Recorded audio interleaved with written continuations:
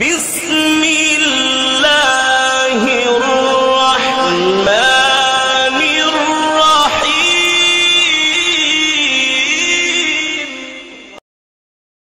حضرت سالم بن عبداللہ رحمت اللہ علیہ کا ایک واقعہ ہے کہ آپ مکہ مکرمہ میں بیت اللہ کا طواف کر رہے تھے، وقت کا حاکم بھی طواف کرنے آیا۔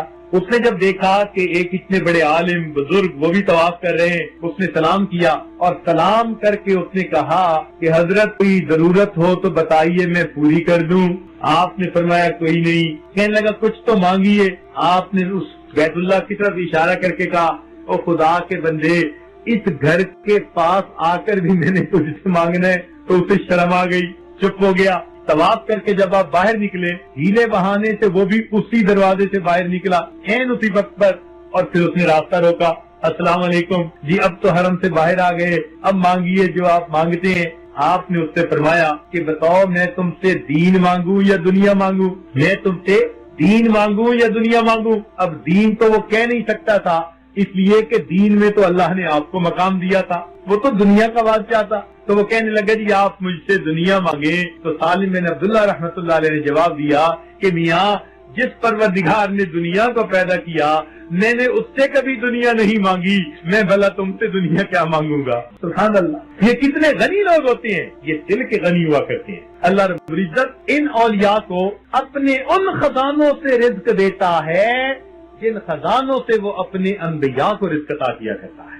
وہ ان کو غیر کا محتاج نہیں بننے دیتا۔ چنانچہ یہ مستغنی ہوتے ہیں اور یہ دنیا کے بادشاہ ان کی نظر میں کوئی حیثیت نہیں رکھتے۔ چنانچہ ایک فقیر تھا، وہ ایک بادشاہ کے دربار میں داخل ہوئے اور فرمان لگے السلام علیکم یا زاہد، السلام علیکم یا زاہد۔ تو بادشاہ بڑا حیران ہوا، کہنے لگا جی آپ نے مجھے زاہد کیسے کہا؟ فرمایا بھائی اصل زاہد تو تو ہی ہے۔ اس نے کہا نہیں زاہد تو آپ لوگ ہوتے ہیں۔ انہوں نے کہا نہیں اصل زاہد تو ہے۔ اس نے کہا بتائیے کیسے؟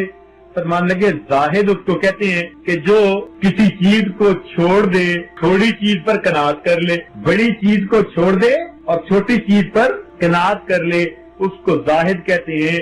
فرمانے لگے تو نے دین کو چھوڑ دیا، دنیا پہ قناعت کر لی، تجھ سے بڑا زاہد اور کون ہو سکتا ہے؟ تب اس کو احساس ہوا کہ مجھے انہوں نے زاہد کس انداز سے کہا۔ تو یہ فقراء بھی بسا اوقات عجیب عجیب باتیں کیا کرتے ہیں۔ چنانچہ ایک بادشاہ جا رہا تھا تو اس کو راستے میں ایک جو ہے اللہ والا بیٹھا ہوا ملا، اپنی چٹائی پر اللہ اللہ کر رہا تھا۔ اب اس نے دیکھا کہ یہ اللہ اللہ کر رہا ہے تو یہ رکا اور اس نے چاہا کہ بھئی میں اس کو کچھ دوں، مگر بادشاہ تھا، اس نے سوچا بھئی یہ مجھ سے مانگے تب میں دیتا اچھا لگتا ہوں۔ تو اس فقیر کو بلایا اور کہا مانگ میاں مجھ سے کیا مانگتے ہو؟ مانگ میاں مجھ سے کیا مانگتے ہو؟ تو وہ فرمانے لگے کہ ارے میاں میں اپنے غلام کے غلام سے بھلا کیا مانگوں؟ میں اپنے غلام کے غلام سے کیا مانگوں؟ کہنے لگا کیا مطلب؟ وہ فرمانے لگے دنیا میری غلام ہے اور تو دنیا کا غلام ہے، تو میں اپنی غلام کے غلام سے کیا سوال کروں؟ تب ان کو پتا چلا کہ اللہ رب العزت نے اس کو دل کا غنی بنایا ہوا تھا۔ ایران کے ایک علاقے میں کران کو بادشاہ نے فتح کیا تو ایک فقیر لیٹا ہوا تھا، شہر کے اندر داخل ہوا تو اس نے دیکھا کہ میں نے شہر فتح کیا اور یہ آرام سے لیٹا ہوا ہے، تو اس نے اسے پاؤں سے ٹھوکر لگائی اور کہا تجھے پتہ نہیں کہ میں نے ملک فتح کیا ہے؟ اس نے آنکھ کھولی اور کہنے لگا اچھا آپ نے ملک فتح کیا ہے؟ کہنے لگا ہاں۔ کہنے لگا ہم سنا کرتے تھے کہ ملک فتح کرنا تو بادشاہوں کا کام ہوتا ہے اور لات مارنا گدھوں کا کام ہوتا ہے۔ میں حیران ہوں کہ آج کل کے گدھے ملکوں کو فتح کرتے پھرتے ہیں۔ تو ان فقیروں کو آپ آزما کے دیکھیے، یہ دل کے امیر ہوتے ہیں، یہ دنیا کے مال پیسے اور ٹکے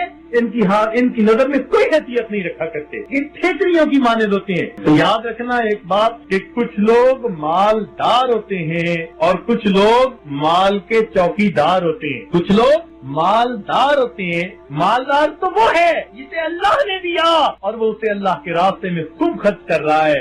کبھی مسجد بنوائی، مدرسہ بنایا، غریبوں پہ خرچ کیا، ضرورت مندوں پر، بیواؤں پر، یتیموں پر، فلاحی کاموں پہ خرچ کیا، آخرت کا ذخیرہ بنایا۔ یہ وہ بندہ ہے جو مالدار ہے اور جس نے کما کما کر اپنا اکاؤنٹ بنا لیا اور روز صبح شام جمع تفریق کر رہا ہے، کیلکولیٹر سے چیک کر رہا ہے میرا اکاؤنٹ ادھر کتنا ادھر کتنا۔ یہ مالدار رہی، یہ تو مال کا چوکیدار ہے، ساری زندگی چوکیداری کرے گا، اس کے بعد اس کی اولاد مزے کیا کرے گی۔